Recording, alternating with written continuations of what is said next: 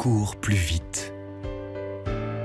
Ils sautent plus haut, plus loin. Les athlètes fascinent depuis toujours par leurs gestes parfaits.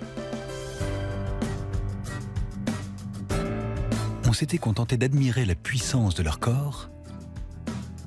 On découvre aujourd'hui que c'est dans la tête des athlètes qu'il faut en fait chercher le secret de leurs exploits. On ne peut plus dissocier aujourd'hui le corps de l'esprit, l'entraînement mental de l'entraînement physique. L'entraînement mental, l'entraînement physique et l'entraînement technique doivent être synchronisés et cohérents. Partout dans le monde, scientifiques et entraîneurs explorent désormais le cerveau des sportifs pour continuer d'aller toujours plus vite, toujours plus haut, toujours plus loin. Grâce au travail des neuroscientifiques pour savoir comment le cerveau travaille et fonctionne, on a fait de grandes avancées. Si les champions d'hier gagnaient à la force de leurs muscles, c'est grâce à leurs neurones que triompheront demain les futurs dieux du stade. Ça va être fabuleux.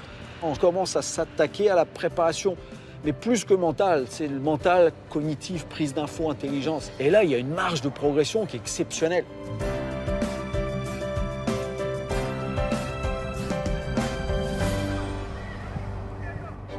Les athlètes ont toujours incarné les fantasmes d'une humanité triomphante, fière d'exprimer les extraordinaires ressources du corps humain et d'en repousser les limites. Mais on assiste aujourd'hui à un basculement sans précédent dans l'histoire. Jusqu'ici, chaque génération dépassait la précédente. Mais depuis les années 80, on a de plus en plus de mal à battre les records enregistrés par nos grands-parents. Le 21 février 1993, à Donetsk, l'Ukrainien Sergueï Boubka est le premier perchiste au monde à franchir la barre mythique des 6,15 m. Pendant plus de 20 ans, personne ne parviendra à le détrôner. 20 années pendant lesquelles chaque jour, un jeune perchiste français travaille d'arrache-pied pour prendre un jour la place de son idole. Il va tenter direct 6,16 m. Il va tenter de battre ce record du monde, le record du monde de Sergueï Boubka. Renaud Lavillenie va peut-être rentrer dans l'histoire à tout jamais de la perche dans quelques instants sous vos yeux ici à Donetsk. Renaud Lavillenie, c'est parti pour ce premier essai à 6,16 m. Est-ce que ça passe? Oui! Record du monde, ça y est, du premier coup!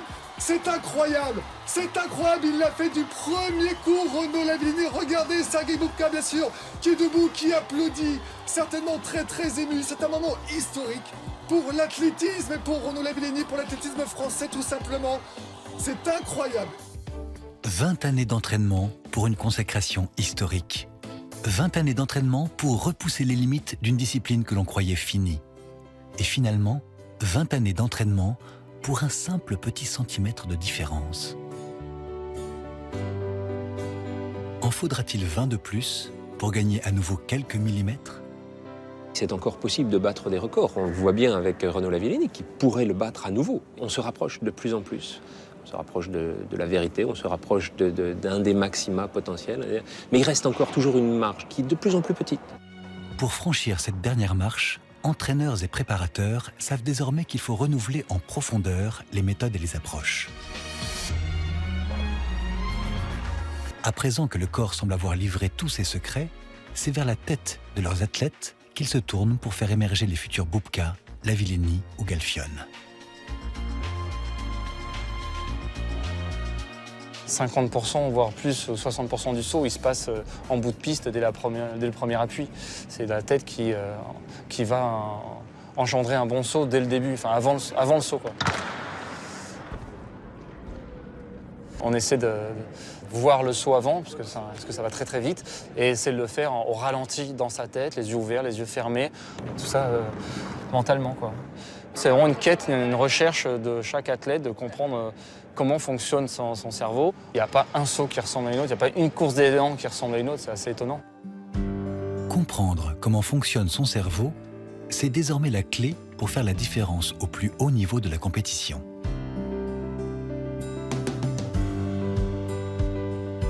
De nouveaux laboratoires apparaissent, qui associent l'entraînement sportif de pointe aux dernières avancées de la recherche.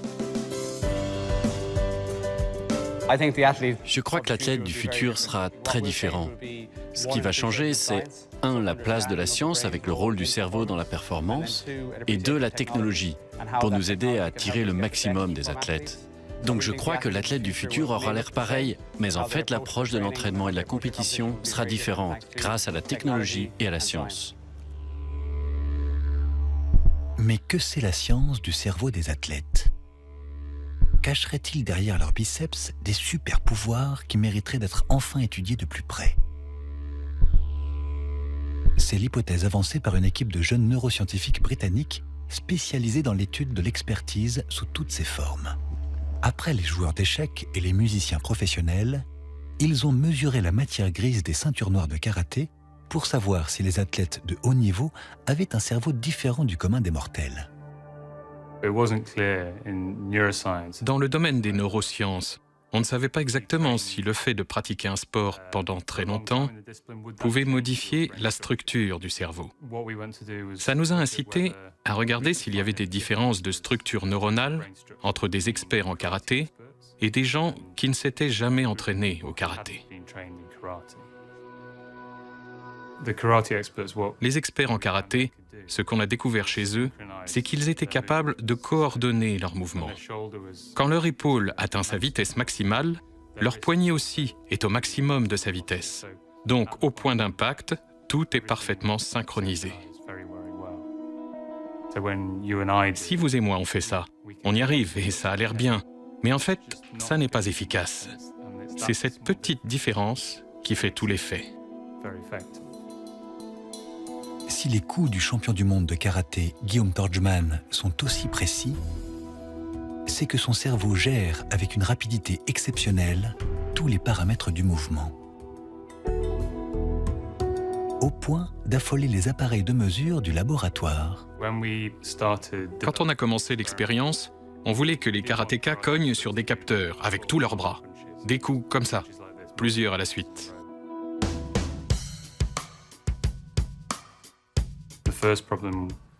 Mais le premier problème, c'est que le matériel souffrait beaucoup.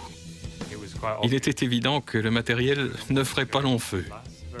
On l'a mis en place et il a commencé à bouger dans tous les sens.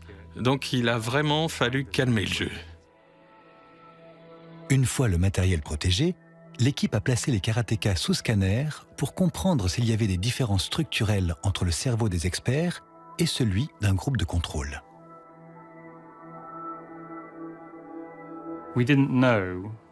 On ne savait pas à quel endroit on pourrait trouver des différences entre les karatékas experts et le groupe de contrôle.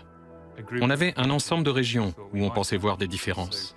Donc on a choisi ces régions, mais on ne savait pas ce qu'on allait y trouver. Et on a identifié ces 2 régions précises qui relient le cervelet au reste du cortex. Le cervelet est très impliqué dans la coordination des mouvements, dans la fluidité et la vitesse des mouvements. C'est une région cruciale pour le contrôle de la motricité. L'analyse du cervelet des experts a livré des résultats étonnants. Contre toute attente, le cerveau n'a pas construit de nouveaux réseaux entre les micro-régions impliquées dans l'exécution du geste. À l'inverse, il a simplifié les circuits neuronaux et réduit le nombre de connexions. C'est perturbant parce qu'on pourrait croire que l'excellence devrait renforcer les circuits, mais si on regarde ça un peu différemment, on peut dire « je n'ai pas besoin de ce circuit. Ce circuit m'empêche d'accomplir la tâche ». Et donc, la suppression ou l'affaiblissement du circuit me rendra meilleur. Dans le sport de haut niveau, les réflexes sont très rapides. Les réflexes sont ce qu'il y a de plus rapide. Donc, en s'entraînant pendant très longtemps, on peut transformer une action qui serait compliquée, qui demanderait de beaucoup réfléchir, et elle devient un réflexe que votre cerveau applique au lieu d'avoir besoin d'y réfléchir très lentement. Les automatismes, acquis au cours d'une vie d'entraînement intensif, tracent dans le cerveau des athlètes des configurations neuronales uniques et spécifiques à leur discipline. L'expérience menée à l'Imperial College de Londres montre qu'à force de répéter les mêmes gestes des dizaines de milliers de fois, chaque athlète se fabrique petit à petit un cerveau sur mesure, parfaitement optimisés pour réaliser des gestes que nous ne parviendrons jamais à reproduire sans effort et sans douleur. Cette capacité du cerveau à se déformer et à se modifier pour renforcer les automatismes, les scientifiques l'appellent neuroplasticité ou encore plasticité cérébrale. La plasticité cérébrale, c'est la capacité du cerveau à se réorganiser. C'est-à-dire que lorsque l'on va effectuer un mouvement, on va induire des réorganisations dans différentes régions du système nerveux, dans le cortex moteur primaire, dans le cortex sensoriel primaire. On va induire des réorganisations et on va renforcer certains réseaux au détriment d'autres. Donc on va progressivement s'orienter sur le chemin le plus pertinent, qui pourrait être le plus rapide ou le plus intéressant. Et du coup, on va affiner et améliorer dans cette direction-là, en laissant tomber les chemins parasites en quelque sorte. Pour les scientifiques, on tiendrait donc enfin la preuve que l'entraînement physique ne façonne pas seulement le corps. Il muscle aussi, et peut-être surtout, le cerveau. Mais il faudrait alors qu'on nous explique en quoi on a vraiment besoin de ces neurones pour soulever 175 kilos. Il faut toujours essayer de visualiser la réussite dans la tête. Il y a toujours cette partie où on essaie toujours de se connecter en réalisant le geste dans la tête avant même de le réaliser sur un plateau. Il faut toujours être en connexion avec sa charge, pouvoir quantifier la force que nous allons émettre selon la charge. Que nous ayons 20 kg, que nous ayons 40 kg, que nous ayons 150 kg, peu importe. Ça demande toujours quelques petites secondes où on essaie vraiment de réunir nos capacités motrices et mentales pour pouvoir réaliser la charge.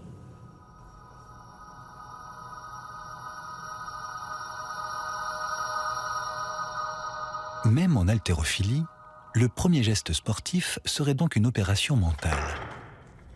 Et pour le neurophysiologiste Aymeric Guillot, on a tort de prendre les disciplines de force pour des sports de brute. L'haltérophilie est un sport qui requiert une mobilisation énergétique et une dépense énergétique très importante, donc une force. Mais la performance commence bien avant ce qu'on pense. Et effectivement, la période pendant laquelle il va se concentrer, imaginer son geste et toutes les conséquences que ça va avoir, il va même jusqu'à percevoir les sensations qui sont associées au mouvement. C'est pratiquement un essai supplémentaire en quelque sorte. Pour comprendre ce que fait vraiment le cerveau quand le sportif imagine son geste, Aymeric Guillot a demandé au champion le plus titré d'haltérophilie française de venir répéter en laboratoire le travail de visualisation qu'il effectue avant de soulever ses charges.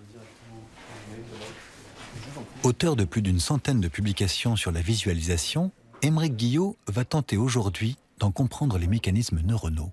Donc ce qu'on va vous demander, nous, une fois que vous serez équipé, c'est de visualiser votre mouvement, celui que vous faites habituellement à l'entraînement ou en compétition.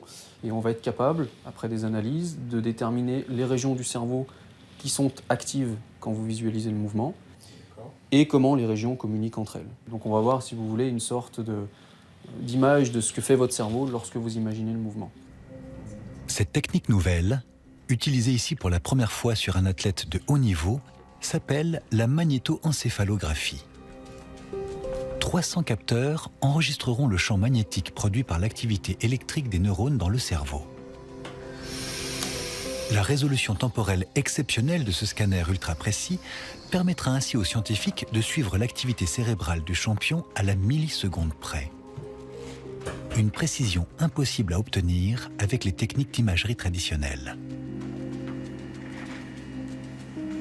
On mesure des choses qui se passent tout autour de la tête, sans contact avec la tête. C'est simplement l'espèce de champ magnétique qu'on crée autour de notre tête, nous tous, en permanence pour chacune de nos activités, même dans les moments où on fait absolument rien. Et la difficulté, c'est de reconstruire ce qui se passe à l'intérieur de la tête. Donc là, il est dans une phase de repos, et à chaque petit bip, il va imaginer soulever sa barre. Là, je me place sur ma barre, je respire, j'essaie de bien placer les pieds, je déclenche ma poussée, un bon tirage de bras, un passage en dessous, un bon timing au niveau de la réaction à la réception de la barre, une remontée, Le petit moment où je respire avec la barre au niveau des épaules. Je contrôle au niveau de la descente. J'amorce la poussée de jambes. Je suis bien placé. C'est un essai parfait.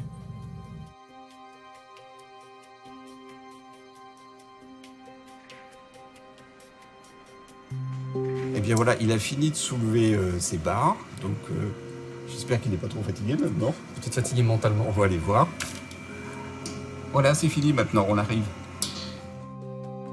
Le développement de l'imagerie médicale permet enfin d'analyser le fonctionnement cérébral des sportifs. On devait jusqu'ici se contenter d'a priori empiriques, mais les scientifiques peuvent aujourd'hui observer en temps réel comment les athlètes mobilisent leurs ressources neuronales avant d'accomplir un geste physique exceptionnel. Alors au niveau des signaux bruts ici, c'est toujours un peu délicat de voir quelque chose parce que c'est des signaux qui sont très très faibles. Et c'est pour ça qu'après on va utiliser des outils d'analyse qui sont beaucoup plus sophistiqués que l'œil pour essayer de détecter ce qui se passe et à quel endroit ça se passe dans le cerveau.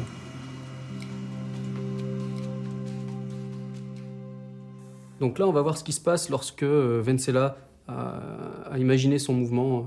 Donc on a une première phase ici, assez proche de ce qu'on peut observer lorsque les personnes font de la méditation ou de la relaxation très profonde.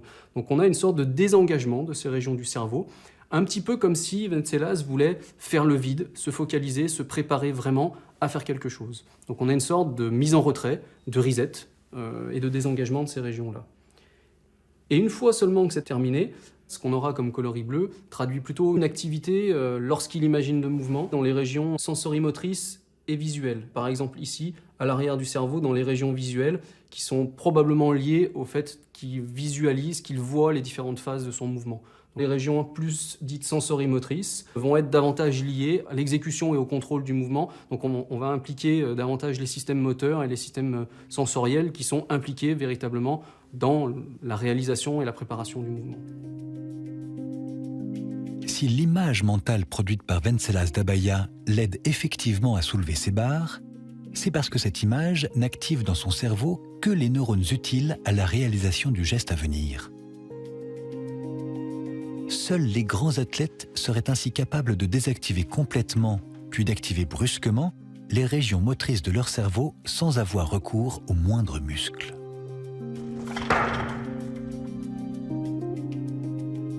Pour confirmer cette hypothèse, Aymeric Guillot a renouvelé l'expérience avec un haltérophile débutant. Quelques jours plus tard, il vient en partager les conclusions avec Ventselas d'Abaya. Donc ce que vous avez là, c'est deux petits films vidéo. Celui de droite est le vôtre, et celui de gauche est celui d'un sportif de niveau départemental qui a fait exactement la même chose. D'accord. D'accord, donc je vous montre. Si je vous lance les deux vidéos en parallèle, vous allez voir que c'est complètement différent. Donc on est exactement sur la même séquence d'épaulé jeté, et vous voyez qu'on n'a pas du tout cette première étape où il fait le vide et il se prépare. On a tout de suite une représentation mentale, voilà, et qui est très très diffuse, c'est-à-dire qui s'étend sur des régions qui sont exactement pas concentré. Il n'arrive pas à rassembler toute l'énergie nécessaire. On sent que ça se diffuse un peu par fraction de seconde. Ça va, ça vient, ça va, ça vient. Et d'ailleurs, il nous a dit avoir beaucoup plus de difficultés à imaginer, à se projeter, voilà, imaginer son mouvement de manière précise, à se focaliser sur les différentes phases. Donc ça se traduit bien ici par les activités qui sont reflétées au niveau du cerveau. C'est impressionnant. Les difficultés du sportif amateur confirment la supériorité mentale des grands champions. Chez eux, le cerveau travaille moins, mais mieux. Les recherches sur la visualisation et l'imagerie mentale ont établi la preuve de son efficacité sur le terrain. Mais depuis quelques années, elles trouvent aussi de nouveaux domaines d'application. Puisqu'elles aident les athlètes quand ils accomplissent leurs performances, elles pourraient aussi soulager leur charge d'entraînement. Jusqu'ici, personne n'avait imaginé qu'on puisse s'épargner ces dizaines de milliers d'heures de répétitions épuisantes. Pour la championne de France de judo, Scarlett Gabrielli, renoncer à l'entraînement, c'est priver le cerveau d'informations cruciales pour nourrir ses automatismes. Pourtant, le 7 décembre 2014 à Tokyo, dès son second combat en Grand Chelem face à l'Argentine Paola Pareto, Scarlett Gabrielli s'effondre et reste clouée au sol. La violence du choc a fait éclater les ligaments du coude. La jeune championne doit sérieusement réduire son programme d'entraînement. Il y a quelques années encore, le retour sur les tatamis aurait été long et douloureux, mais de nouvelles méthodes permettent aujourd'hui de limiter le temps perdu. En fait, je me suis blessée en début décembre au coude. Donc j'en avais pour 2 mois et demi d'arrêt. Donc j'ai entendu parler de cette imagerie mentale et qui permettait de revenir bien, en fait, de revenir comme avant, sans avoir perdu la technique ou les sensations. Et puis on essaie de tout mettre en place à côté, de travailler différemment en fait, pour essayer de moins perdre de choses possibles. Très bien, tu me le refais une fois, s'il te plaît? À l'Institut national du sport, de l'expertise et de la performance à Paris, Claire Kalmels est l'une des premières neuroscientifiques à avoir mis les techniques d'imagerie mentale au service de la rééducation des athlètes blessés. Ce que je vais te demander de faire, c'est de me faire de l'imagerie avec, par exemple, l'adversaire que tu vas rencontrer là, dans 15 jours en Coupe du Monde. Quand tu es prête, c'est moi qui donne le top. Top.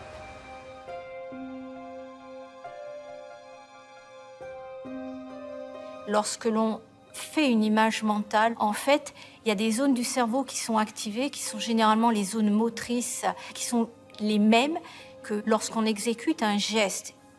Les sportifs qui sont blessés vont pouvoir nourrir, si vous voulez, cette trace motrice, cette représentation motrice. Donc en fait, on peut dire qu'ils s'entraînent, entre guillemets, pour partie, pour de vrai, à réaliser ce geste.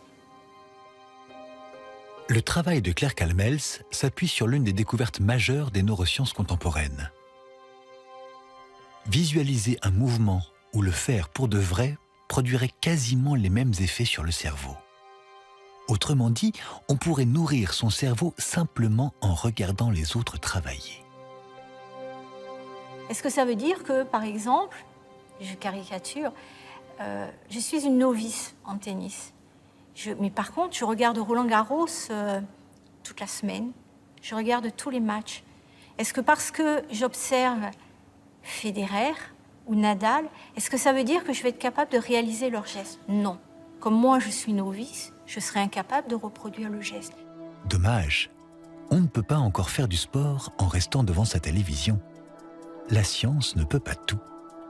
Mais ce sont pourtant bien les mêmes neurones qui s'activent quand on fait un mouvement ou quand on voit quelqu'un le faire. C'est la raison pour laquelle les scientifiques ont baptisé ces neurones neurones miroirs. Les neurones miroirs, c'est une grande découverte qui a été réalisée maintenant il y a plus de 20 ans par une équipe italienne de Parme qui a été découverte chez des singes. Risolati et son équipe se sont aperçus que lorsqu'un singe allait saisir une cacahuète, par des enregistrements extracellulaires unitaires, ils se sont aperçus qu'il y avait un neurone qui s'activait.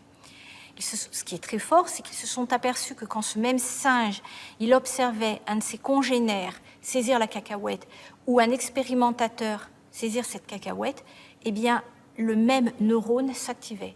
Ça veut donc dire que quand on observe et quand on exécute une action, chez le singe, chez le macaque, on a une activation de ce neurone qui se trouve dans le cortex prémoteur ventral du singe. Savoir que quand j'observe un acte moteur et quand je le réalise, un acte moteur par exemple des extrémités, des actes de préhension, que les mêmes zones soient activées, mais c'est fantastique comme découverte. L'hypothèse des neurones miroirs s'avère particulièrement féconde pour le sport de haut niveau. L'existence d'un système d'observation de l'action dans le cerveau humain ne permet pas seulement d'envisager de nouvelles méthodes d'entraînement. Il révèle surtout pourquoi les grands champions parviennent à saisir les stratégies de leurs adversaires et à s'adapter d'une manière extrêmement rapide. Dans les sports duels, où 2 adversaires se font face, sur un court de tennis, un ring de boxe ou un dojo de judo, tout se joue sur la capacité à lire et à décrypter les gestes de l'adversaire.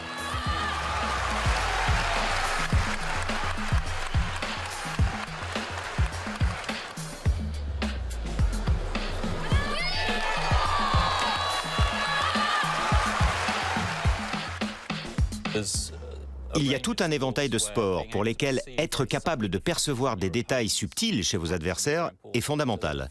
C'est les sports à réaction rapide, comme les sports de raquette, le badminton ou le tennis, où il faut savoir lire les signaux, les changements subtils. Au badminton, ça vous dit si le volant va partir à droite ou à gauche. Donc l'essentiel, c'est de lire les mouvements de l'adversaire au moment où il frappe la balle. Au football, c'est pareil. On scrute les mouvements du joueur. Est-ce qu'il va aller à droite ou à gauche? Et tout ça avant qu'il ne touche le ballon. Accomplir des gestes parfaits ne suffit pas. Il faut aussi être capable de tromper, de déjouer les ruses de l'autre, le tout en une fraction de seconde. C'est ce jeu permanent entre défenseurs et attaquants qui fait des matchs de football un immense champ d'expression des neurones miroirs et un formidable terrain d'investigation pour les neuroscientifiques. Le 1 contre 1 au football est un exemple assez classique.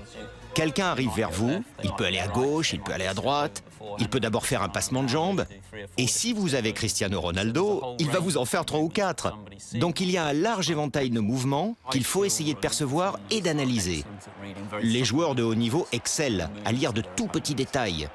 Quand ils voient quelque chose, quand ils perçoivent quelque chose, c'est presque comme s'ils se sentaient le faire dans leur propre geste. La perception du mouvement s'inscrit dans les régions motrices de leur cerveau.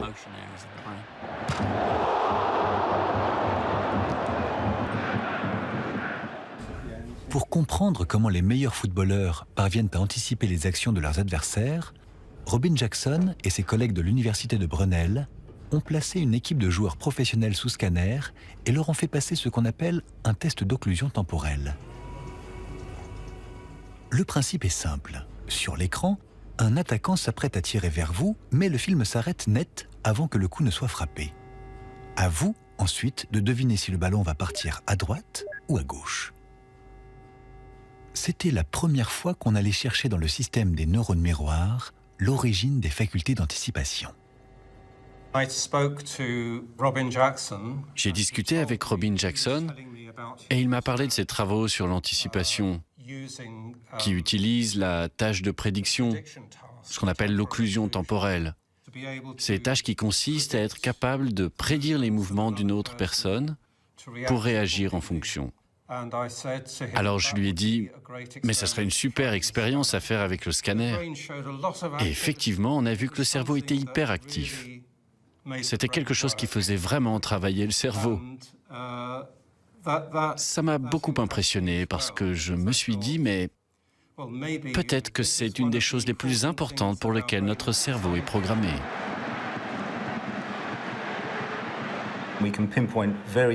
On peut identifier très précisément quand il se passe quelque chose d'important dans le cerveau. Dans le cas des facultés d'anticipation des footballeurs, quand l'attaquant s'apprête à changer de direction, on observe qu'il y a une réaction dans le cortex moteur du défenseur quand il voit s'activer un muscle appelé le gluteus medius. Et le gluteus medius, c'est le muscle qui rattache la jambe au bassin. Il est très actif quand on prend appui pour changer de direction, comme c'est le cas avec les footballeurs. Même quand le tireur cherche à tromper le gardien, les mouvements de sa hanche, eux, ne mentent pas. C'est l'un de ces indices dont les meilleurs footballeurs sont capables de repérer le moindre frémissement, annonciateur de brusques changements de direction. S'ils parviennent à décrypter le signal à temps, ils disposent de quelques millisecondes pour s'adapter et suspendre leurs gestes réflexes. Ils suspendent effectivement leurs gestes pendant une fraction de seconde avant de prendre leur décision, de manière à prendre la meilleure décision possible. Ça veut donc dire que les experts sont plus précis, non seulement parce que les actions qu'ils observent ont une meilleure résonance dans leur propre cerveau, mais surtout parce qu'ils sont capables de se retenir d'avoir un mouvement réflexe devant une feinte. Ça suppose d'apprendre au cerveau à se méfier de ses réflexes.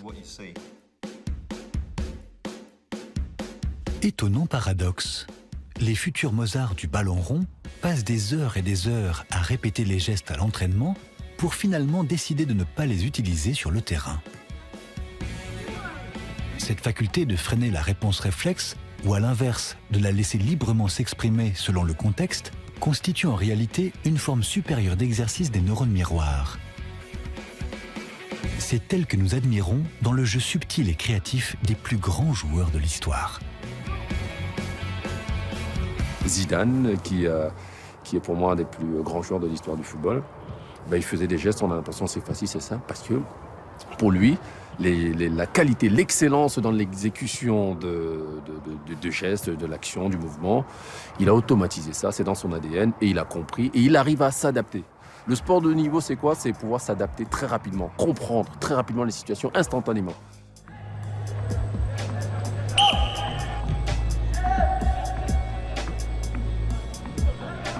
On pensait jusqu'ici qu'il s'agissait d'un don de la nature ou de la grande loterie génétique, mais les découvertes récentes des neurosciences portent un coup sévère au vieux mythe du talent inné. Ces facultés d'adaptation ultra rapides peuvent en réalité s'entraîner comme n'importe quelle autre qualité sportive.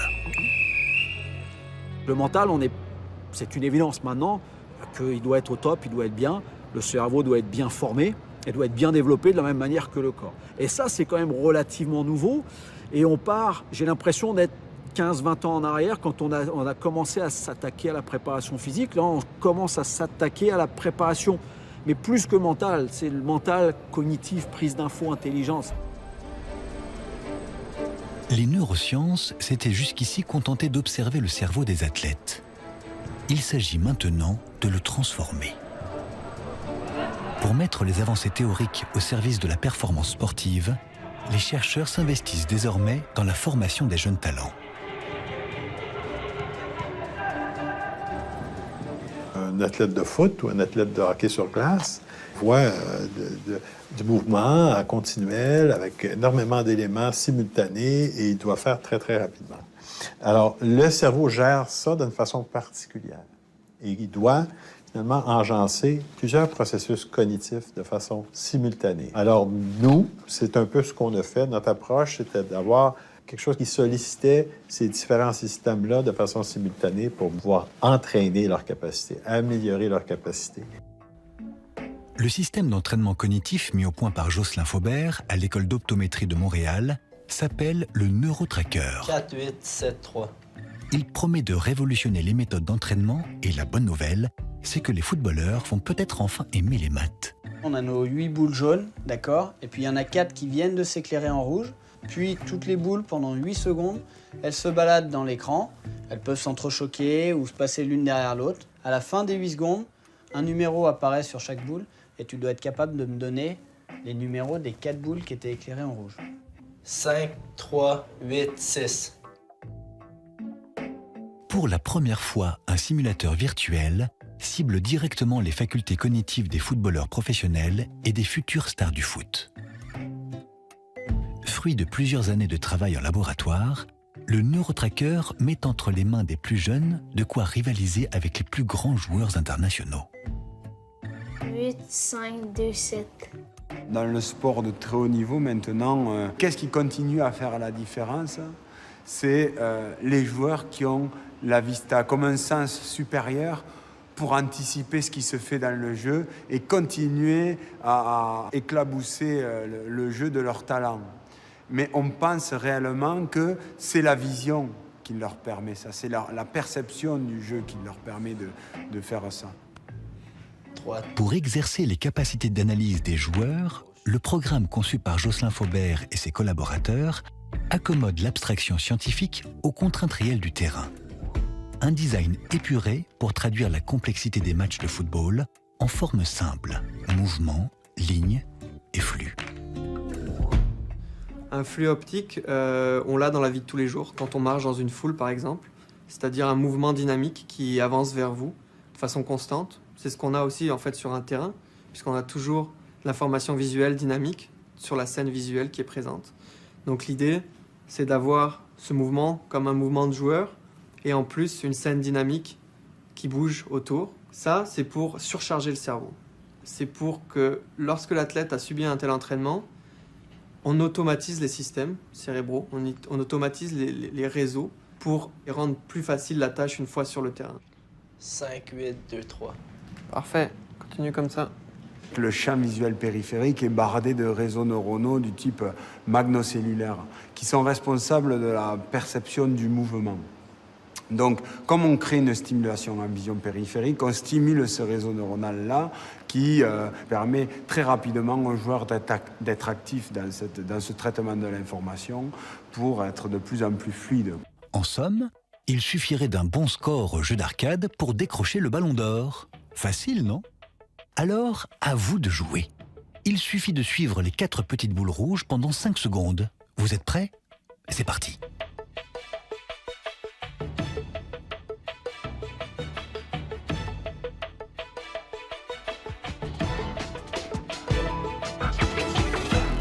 On imagine souvent les athlètes, leur cerveau ne sert pas à grand-chose. Finalement, ça c'est vraiment faux. Parce qu'on oriente nos ressources vers quelque chose. Ça ne veut pas dire qu'ils sont plus ou moins intelligents, mais il y a une forme d'intelligence, c'est clair. Il y a une forme de capacité mentale qui est optimisée pour ce qu'ils font.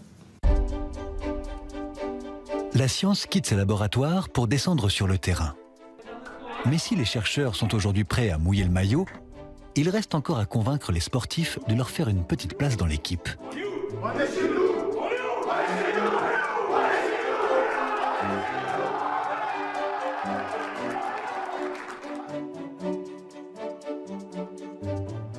C'est très bien de développer tout ça en laboratoire. Maintenant, ça se traduit comment sur le terrain et quel est le transfert et quel est le degré d'efficacité. Est-ce qu'on va gagner 10, 20% d'efficacité, 2 ou 3%? On s'entend que même 2 ou 3%, c'est énorme. Parce que c'est 2 ou 3% de quoi? Si ça nous fait gagner un dixième de seconde, c'est 1 mètre, 2 mètres sur le terrain. Bah, t'as le ballon ou t'as pas le ballon. C'est le ballon, il franchit la ligne ou il franchit pas la ligne.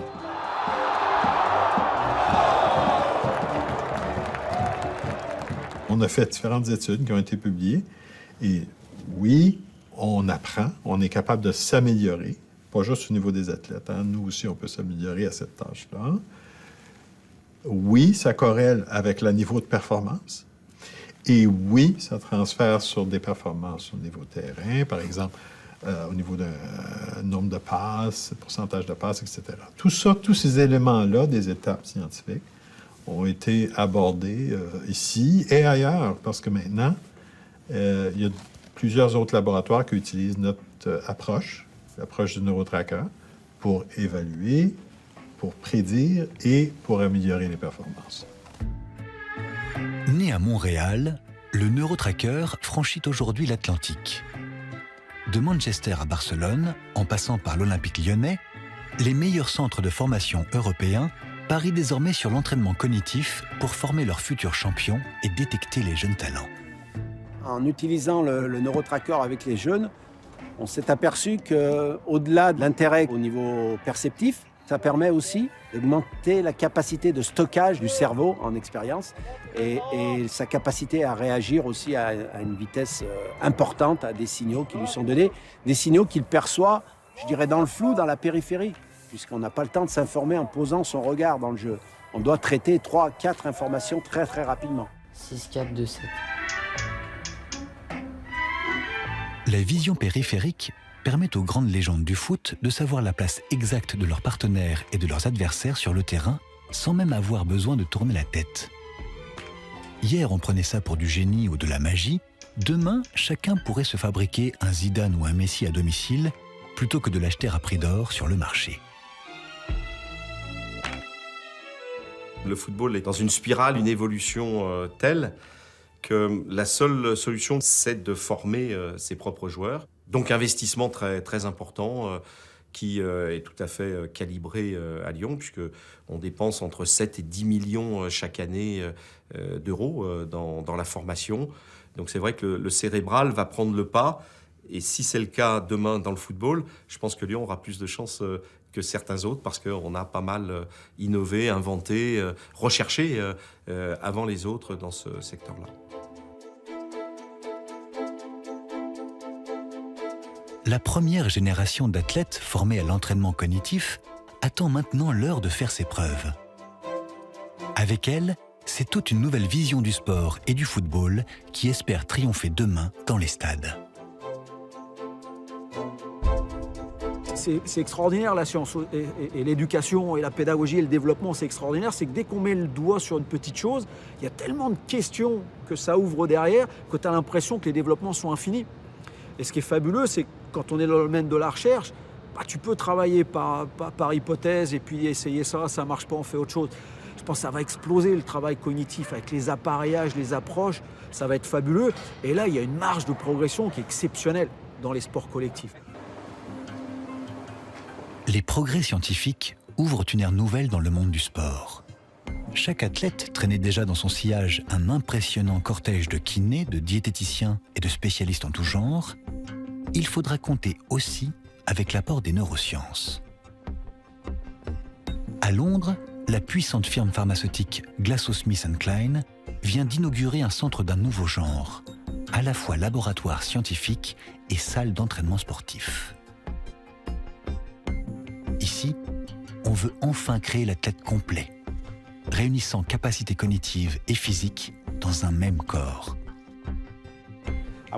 Et ce qu'on va faire, c'est ce qu'on appelle une évaluation des process cognitifs fondamentaux.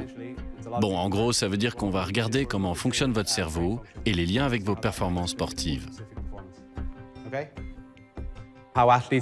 La performance des athlètes est unique si on la compare à la population normale. On peut apprendre de ces individus et de comment leur cerveau fonctionne. Et la manière dont ils gèrent leur environnement et leurs actions peut aider GSK et le laboratoire de la performance humaine à développer la science, ainsi que des produits pour nos consommateurs, et aussi très possiblement aider la population en développant de meilleurs médicaments et de meilleurs traitements. Au laboratoire de la performance humaine, le cerveau des athlètes devient la matière première d'une véritable industrie de la performance. On prend quelques footballeurs de haut niveau, on les fait bien transpirer et on vérifie dans la foulée l'état de leurs neurones en espérant trouver la recette miracle qui permettra demain de fabriquer du champion en série. Aujourd'hui, on a réglé la température de la chambre thermique sur la température de Rio pour les JO de l'année prochaine. Là, on étudie l'impact de l'humidité et de la température sur leurs capacités physiques, mais aussi cognitives. Donc on fait des tests de réponse rapide tout de suite après pour voir l'impact de la chaleur et de l'humidité sur le fonctionnement de leur cerveau. Dans ce gymnase futuriste, la science et la technologie semblent mettre le rêve de la performance ultime à portée de clic. Corps et cerveau sont poussés à leur maximum. Comme s'il était possible de programmer jusqu'au dernier neurone des athlètes. Sauf qu'on est encore loin de pouvoir enfermer le cerveau dans un logiciel informatique. Si l'on sait aujourd'hui augmenter les capacités cérébrales des athlètes, il reste bien illusoire de prétendre maîtriser parfaitement tout ce qui nous passe par la tête. Le ski, c'est un sport très solitaire.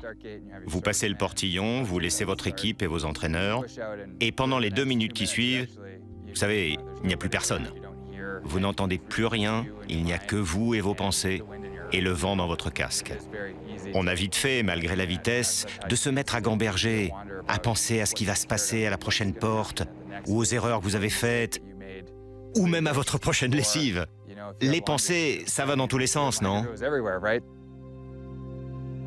Tous les champions savent qu'il ne sert à rien de doper ses facultés cognitives si l'on n'arrive pas à dompter le flux de ses pensées.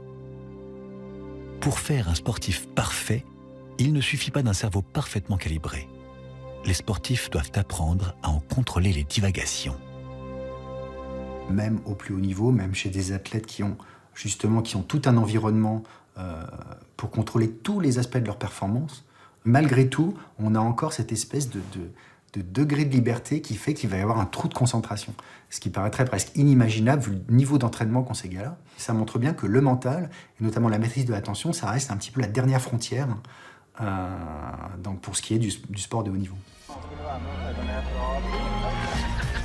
À l'heure actuelle, les techniques d'entraînement cérébral travaillent encore sur des modèles de cerveau uniformément calmes.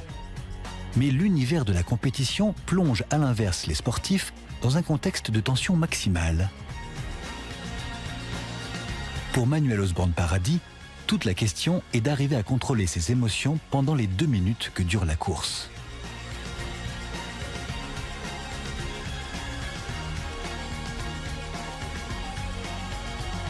Lancé à plus de 120 km/h, la moindre pensée parasite peut lui coûter la vie ou du moins une place sur le podium.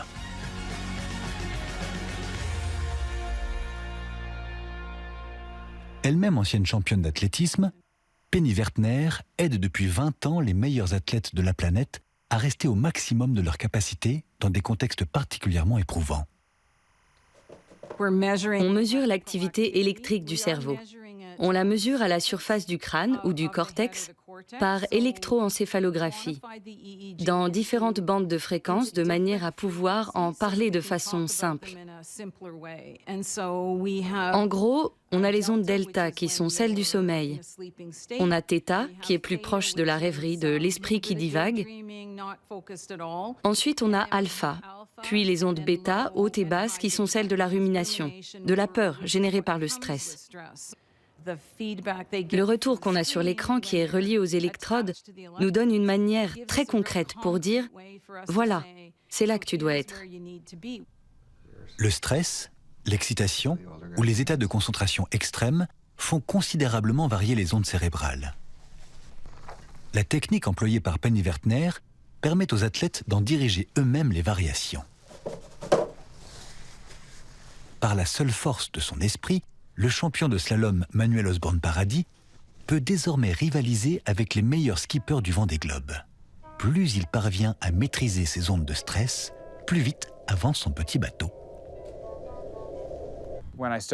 Quand j'ai commencé ce jeu des petits bateaux avec Penny et moi, on cherchait à quel moment se situaient mes difficultés, où il y avait des chutes de concentration et les moments où mon cerveau se baladait.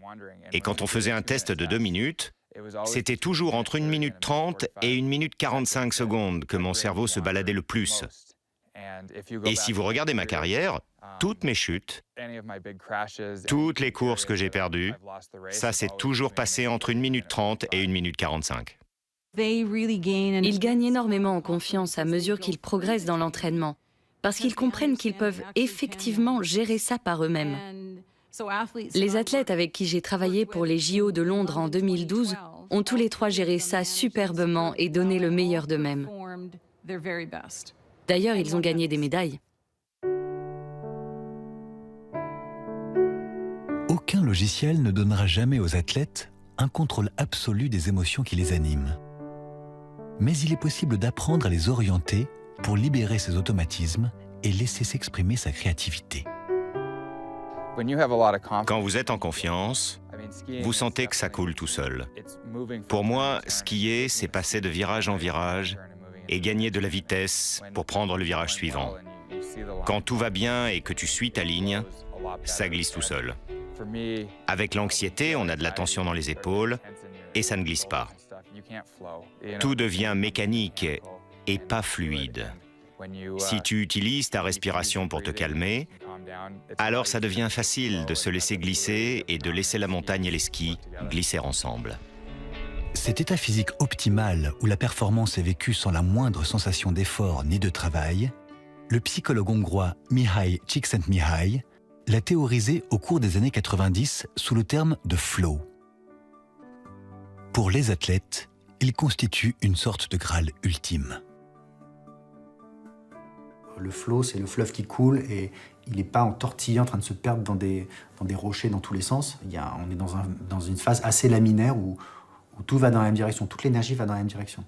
Ce qu'on retrouve au niveau neuronal dans cette idée que c'est un état, probablement, qui minimise les interactions, les interférences négatives. C'est pour ça que le flow est aussi décrit généralement comme une impression particulièrement agréable.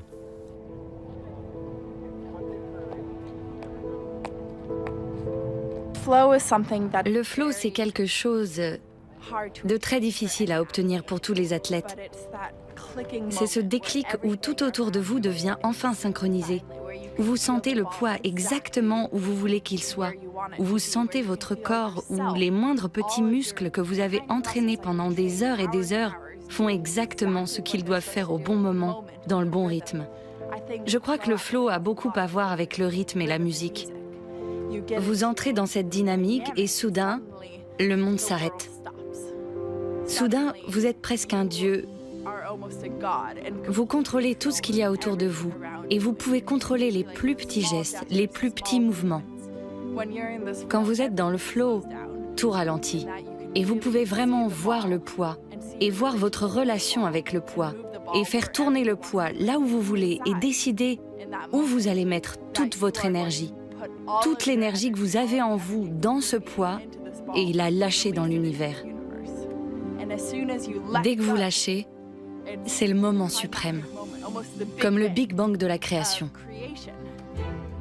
À la lumière des scanners, le cerveau des athlètes commence à révéler quelques-uns de ses secrets. Et le perfectionnement constant du matériel permet aux scientifiques d'explorer toujours plus la tête des athlètes. Il fallait hier 10 000 heures d'entraînement acharné pour espérer un jour entrer dans la légende.